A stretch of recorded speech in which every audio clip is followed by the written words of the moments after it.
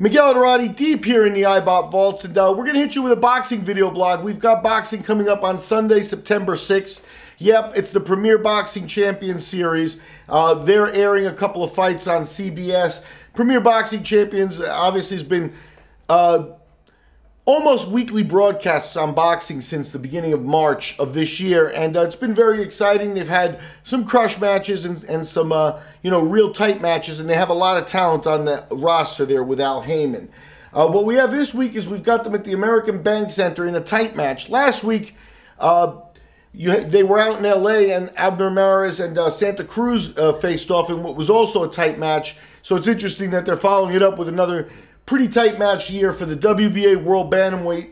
It's a rematch they fought earlier this year, and what you've got here is you've got a situation where McDonnell won the first outing. Very tight. He was dropped in the third round, and he won 114-113 on all three judges' cards. Tomoki Kameda, he was 31-0 heading into that fight, so he lost his undefeated stature.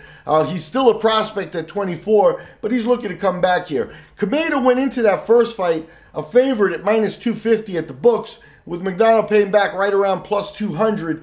That is not the case this time around. This time around, the line comes in real tight as you got McDonnell at +105, still a tiny slight underdog, and Kameda at -125.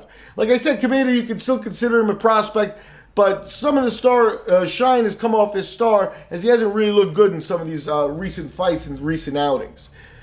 Speaking of guys that didn't look good in their last outings, you got Anthony Dirrell making his comeback after losing his belt to Badu Jack earlier this year as well in the super middleweight weight class. And he faces veteran Marco Antonio Rubio, who we haven't seen since last year when he lost to Gennady Golovkin. So those are probably the fights that are going to be at the books. You got Dirrell, a big favorite at -1050, with Rubio at +550.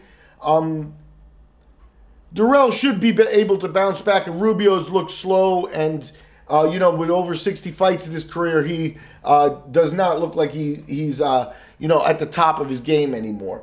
The rest of the card, you got Daiki Kameda, 29-4 fighter facing Victor Ruiz in a 10-rounder, and a couple of 8-rounders with undefeated fighters.